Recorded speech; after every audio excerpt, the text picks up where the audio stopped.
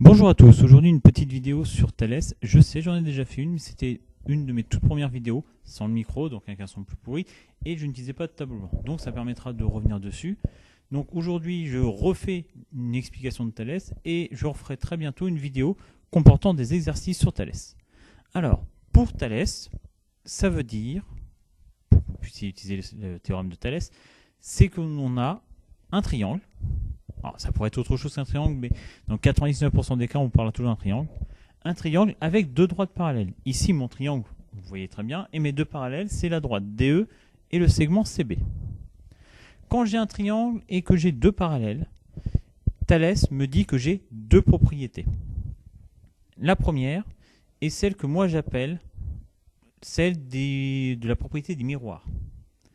C'est-à-dire que vous allez choisir sur l'un de ces côtés un segment, peu importe lequel. Imaginons que vous décidez, vous faites ça, vous prenez AD, c'est le premier, ici. Très bien. Je marque AD.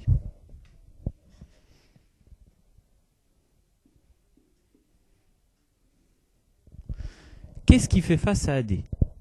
Quel est le miroir, l'image qui fait face à AD? Et bien, regarde, qu'est-ce qui fait face à AD? C'est AE. Donc je peux déjà marquer AD sur AE.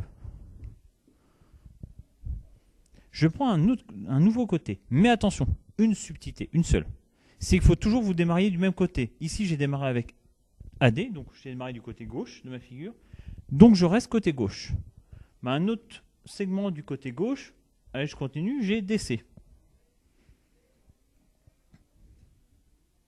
Qu'est-ce qui fait face à DC? Je regarde DC.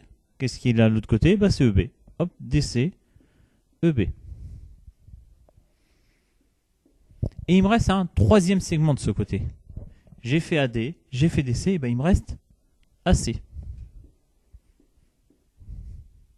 Et qu'est-ce qui fait face à AC? Je regarde dans le côté, c'est AB. Et là, vous avez la première propriété de Thalès. Comme je dis, moi je l'appelle en cours la propriété miroir, parce que dès qu'on prend un côté, on regarde ce qui lui fait face et on a en dessous. Il suffit de le mettre en dessous, vous trouvez ça. Donc vous voyez, ici tout en haut, j'ai trois segments qui sont du même côté de mon triangle. Tout en bas, j'ai trois segments qui sont du même côté de mon triangle. D'accord?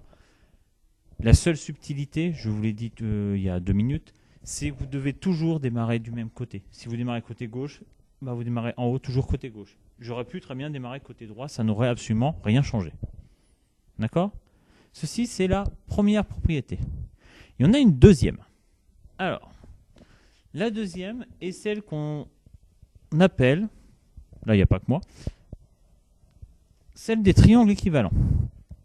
Ça veut dire quoi? Ça veut dire que dans mon triangle avec mes deux parallèles ici, si je suis un peu malin, j'arrive à avoir deux triangles. Vous allez me dire, ah oui, on voit ABC, c'est notre triangle de départ. Vous avez entièrement raison. Mais il y en a un deuxième. Le deuxième, il est ici. C'est le triangle ADE. Et avec le triangle ADE et le triangle ABC, j'ai une propriété. Parce qu'il se trouve que le triangle ADE est une réduction du triangle ABC, ou dans l'autre sens, le triangle ABC est un agrandissement du triangle ADE. D'accord? Comme pour l'autre propriété de Thalès, j'ai droit à une triple égalité.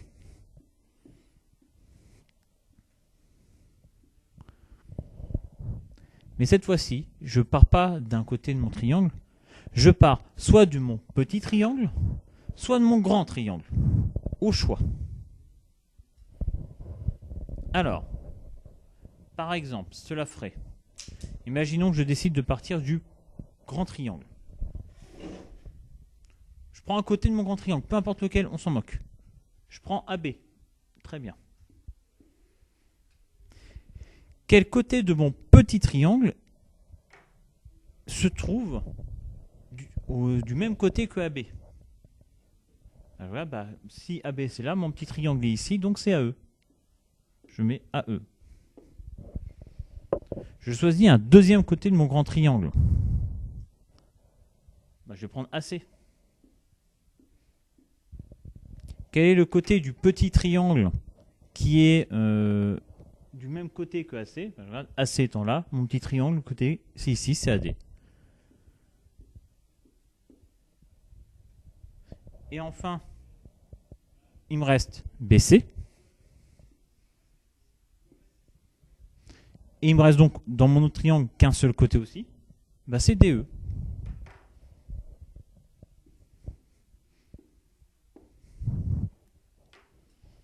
Voilà. Et là, vous avez vos deux propriétés de Thalès. Après, pour la résolution, je vous expliquerai ça dans la vidéo avec les exercices. C'est une simple résolution de produit en croix. Parce que généralement, dans ces triangles, vous avez des données. Vous marquez votre formule, vous remplacez la longueur des côtés, un produit en croix et vous avez terminé. Mais comme je dis, je vous l'expliquerai plus en détail dans ma prochaine vidéo. Dernier petit point concernant cette vidéo.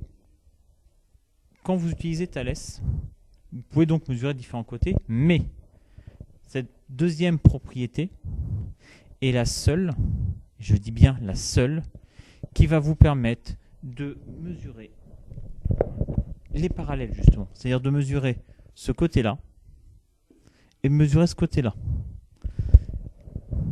C'est la seule. Donc c'est-à-dire si jamais vous avez un exercice et on vous demande on voudrait calculer DE et vous savez que c'est la parallèle, c'est cette propriété-là. D'accord? Donc comme je dis là, c'est très général. C'est une explication des théorèmes, comment on doit les écrire. Très bientôt, je pense que d'ici 2 jours, je vous ferai une petite vidéo concernant les exercices. Et en tout cas, je vous remercie d'avoir regardé cette vidéo et je vous dis à très bientôt pour les exercices.